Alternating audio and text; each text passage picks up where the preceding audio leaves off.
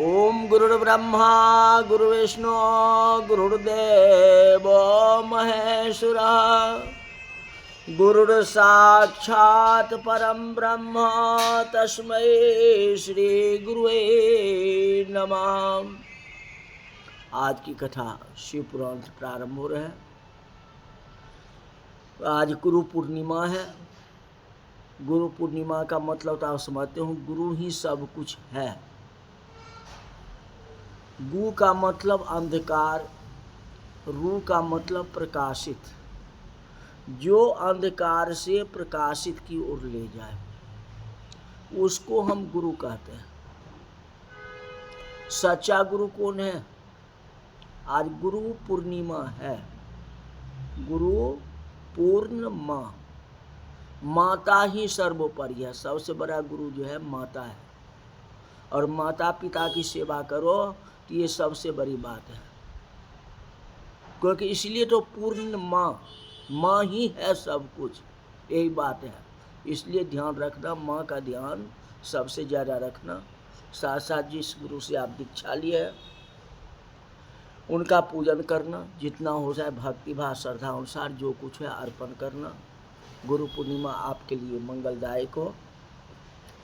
सावन का महीना चल गया है। शिव पुराण की कथा पीछे आपको बताया। जो महान से महान जो पापी वो अभी अगर शिव पुराण की कथा सुनता है तो उसे मुक्ति प्राप्ति हो जाती है। और सब सुने तो कितनी अच्छी बात है, महत्व सबसे ज़्यादा है। अगर 12 महीना तक शिव पुराण की कथा आप नहीं सुन पाते हो तो कम से कम सावन महीना तो सुन लिया करो। सावन में शिव पुराण की कथा 30 दिन के अंदर में समाप्ति करना है।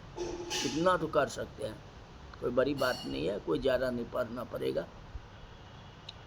कथा शिव पुराण का मोबाइल पर 15 मिनट की चल रही है, जिसमें कोशिश करूंगा कि जन्माष्टमी के अंदर जो है शिव पुराण को समाप्ति कर दूं, बिल्कुल संक्षिप्त में। आप लोग देखें, लाइक करें या न करें, लेकिन देखने वाले ज़्यादा होना चाहिए, सदा सुनने वाले। अगर आप सुनोगे तब ना, इसीलिए कथा चल रही है। कहती एक घड़ी आधी में पुनियाद, 1 घंटा हो या आधा घंटा या कुछ हो, उससे भी कम हो, कुछ तो है। 15 मिनट कोई बड़ी बात नहीं है। 15 मिनट अगर निकाल लोगे बहुत बड़ी बात है। काट छाँट करके शिव पुराण को 1 महीना में सुनाना है, संक्षिप्त में करना। कैसे अब उसको संक्षिप्त हमको करना है, कैसे क्या करना है, वो तो हमारे ऊपर डिपेंड है। चाहे कुछ भी हो, ये कथा हमें करनी है, जन्माष्टमी तक पूर्ण करनी है। कोई जन्माष्टमी तक शिव ही है, तो कृष्ण भगवान को शिव जी दर्शन करने के लिए तो जाएंगे ही, तो वहाँ तक तो ले ही जाएंगे कथा को। देखो भगवान की कृपा जो है, कथा प्रारंभ होती है। आप लोग सुने जरूर, देखें, यही बात है। अगर नहीं सुनेंगे तो कैसे होगा बताओ। लाइक करने के लिए नहीं कहता हूँ लाइक ही कर दो, लाइक नहीं चाहिए, लेकिन सुनने वाले की संख्या में तो कम से कम होना चाहिए। सुनने वाले की संख्या भी कम हो रही है यूट्यूब पर, तो कैसे होगा बताओ। कथा प्रारंभ होती है। वेद व्यास जी बतलाते हैं कि एक बार गंगा जमुना की पावन संगम नगरी प्रयाग में विद्वान मुनि का महासम्मेलन हुआ। इस अवसर पर जब पुराणों के शिरोमणि व्यास शिष्य महामुनि सूत जी महाराज पधारे तो सभी महर्षियों ने अपने स्थान से उठ करके प्रसन्नता पूर्वक उनकी प्रार्थना करते। सूत जी को विधिवत पूजन सत्कार करने के बाद सभी ऋषि मुनियों ने उनसे निवेदन किया कि हे महामुनि, इस घोर कलयुग में सब जीव दूसरे की निंदा करते हैं, चोरी करते हैं, मिथ्या बोलते हैं, पाप में लिप्त रहते हैं, दूसरों को हत्या कर देते हैं। ऐसे बहुत सारे लोग हैं जो अच्छे कर्म को नहीं करते हैं। ब्राह्मण ज्ञान रहित वो वेद को बेच करके रोटी कमाने में लगते हैं। वेद को बेच लेते हैं। ये सारी की सारी बात, बेच ही वेद धर्म दूल्हे। आखिर इतनी बड़ी पाप से मुक्ति कैसे हो? हाँ, इसके लिए कोई रास्ता बताइए। तो ऐसा होगा ही, क्योंकि घोर कलयुग बीतेगा, लोग धर्म को विनाश कर देंगे और दुष्कर्मी बन जाएंगे। लोग पराया धन हरने वाले, पराई नारियों में आसक्ति रखेंगे। स्त्रियां अपने पति को मान्यता नहीं देगी, संतान भी वैसे ही होंगे। इसलिए सूत जी महाराज, आप इसका उपाय बताइए। सूत जी महाराज कहते, ऋषियों, आपने बहुत अच्छा प्रश्न किया। कोई सतयुग त्रेता तो द्वापर बीत गया, लेकिन कलयुग में मुश्किल हो जाएगी। जो बात आप कहते हो वही बात होगी। उसके निवारण के लिए कुछ होना तो चाहिए, उधार तो आके सबको होना चाहिए। त्रिलोक हित हेतु तो आप सबका प्रश्न बहुत उत्तम है। मैं आप सबके स्नेह में बन करके शांति पूर्वक वर्णन करता हूं। शिव पुराण के पढ़ने से या सुनने से शिव गति प्राप्त होती। व्यास जी ने इनको बहुत महत्वपूर्ण बतलाया है। इसको सुनने से या पढ़ने से अत्यंत महत्वकारी शिव पुराण को ध्यान एवं स्व अर्चित रीति से पढ़ने वाला अश्वमेध यज्ञ का फल मिलता है। जो शिव पुराण को पढ़ता है या जो सुनता है, उसको अश्वमेध यज्ञ करने का फल मिल जाता है।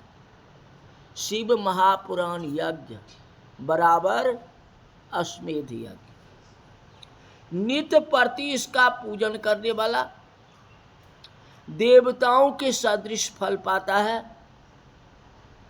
भगवान शिव ने भी इस ग्रंथ उपनिषद रूपी समुद्र से मथ करके प्राप्त किया है। और स्वयं शिव कहते हैं, जो इसको पढ़ लेता है वो अमरत्व को प्राप्त करता है, अमर पद को प्राप्त कर लेता है, डायरेक्ट वैकुंठ का वास हो जाता है। ये सच्चे मन से पढ़ो तो। यह ग्रंथ अर्थ, धर्म, काम और मोक्ष चारों पदार्थ को देने वाला है। यह एक पूजनीय ग्रंथ है। वेदानुसार श्री कृष्ण के विचार से महादेव ने इस ग्रंथ को लिखा। भगवान कृष्ण कहते हैं, जे प्रभु आप अपनी ग्रंथ को लिखिए। तो कृष्ण जी के कहने पर इस ग्रंथ को स्वयं शिव जी लिखे। शिव जी इसको बखान किया, इसीलिए इसको शिव पुराण कहा गया, जिसमें रुद्र संहिता, पहला विद्वेश्वर, रुद्र, विनायक, मातृ, एकादश, कैलाश, शतरुद्र इत्यादि जो है संहिताएं हैं। टोटल श्लोक 24,000 है, जो मोक्ष को प्राप्त देने वाला है। शिव महापुराण कल्प वृक्ष के समान है। जिस तरह रामायण है, वैसे ये भी कल्प वृक्ष है। जितने कल्प का प्रादुर्भाव हुआ है, जितने युगों का प्रादुर्भाव हुआ है, शिव से ही हुआ है। आदिदेव महादेव, वहीं से जो है हमारा सृष्टि चला है। ब्राह्मणों, भक्ति प्राप्त के लिए आप इस यज्ञ को करो। इस यज्ञ से सब कुछ प्राप्त होता है, शिव पद का साधन बन जाता है। कहते हैं कीर्तन, मनन और श्रवण क्यों होता है? कहा गया ना अभी, जो शिव पुराण का जो सुनता है या पढ़ता है या कुछ करता है, कीर्तन करता है, उन्हें परम गति को प्राप्त होता है। इसमें आया आपको कीर्तन, मनन और श्रवण। इस पर परम पिता बोले कि महर्षि, गुण, रूप और नाम, उनके विलासों में अपनी पूजा और रुचि परिष्कृत करना और अपने अपने प्रयत्न स्वरूप लगातार उन्हें अपने हृदय के समक्ष में लाते रहना, यही मनन होता है।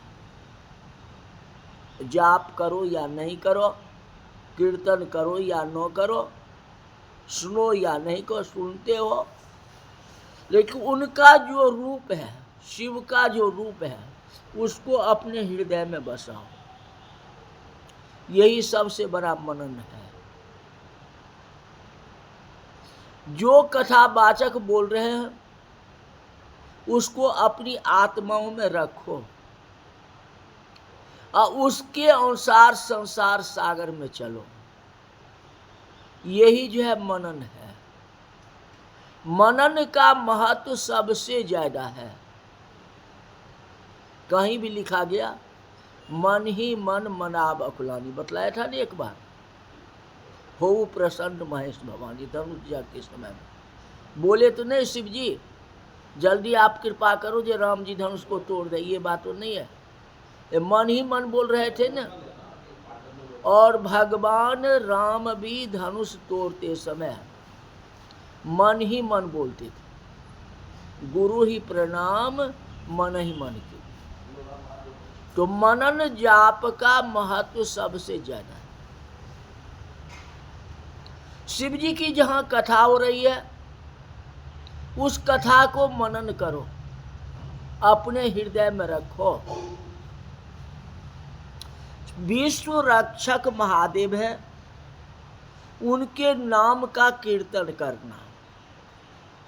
अगर मनन नहीं होता है तो कीर्तन करो, उनका नाम का सिमरन करो। ओम नमः शिवाय को संगीत में बना करके उसका कीर्तन करो, ताली बजा करके या जो वाद्य यंत्र है उसके द्वारा करो। मजबूत होके ईश्वर में जुड़ना, उनका कीर्तन करना, उनके स्वरूप को हृदय में धारण करना, भगवान बहुत प्रसन्न होते हैं। सर्वश्रेष्ठ कीर्तन है, लेकिन कीर्तन पर ध्यान देना है। भगवान का कीर्तन कर रहे हैं, ताल मात्रा या किसी श्रोता के ऊपर ध्यान नहीं देना। आप भगवान के कीर्तन कर रहे हो ना।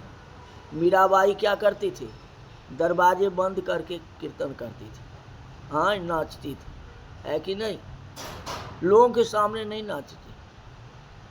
तो भगवान के सामने नृत्य करना, भगवान के सामने कीर्तन करना और भगवान को हृदय में बसाना, मनन करना, यही सबसे बड़ा कीर्तन। सूर्य जी कहते हैं ऋषिवरों, मैं आपको साधन के जुड़ा एक प्राचीन इतिहास बताता हूं। बहुत समय पहले सरस्वती किनारे गुरु पराशर पुत्र व्यास जी तपस्या में लीन थे। तो सनत कुमार जी ने उनसे प्रश्न पूछा था, ही श्रेष्ठ, शिव तो प्रत्यक्ष सहायक हैं, फिर आप क्यों तपस्या कर रहे हैं? तपस्या करने की क्या जरूरत है?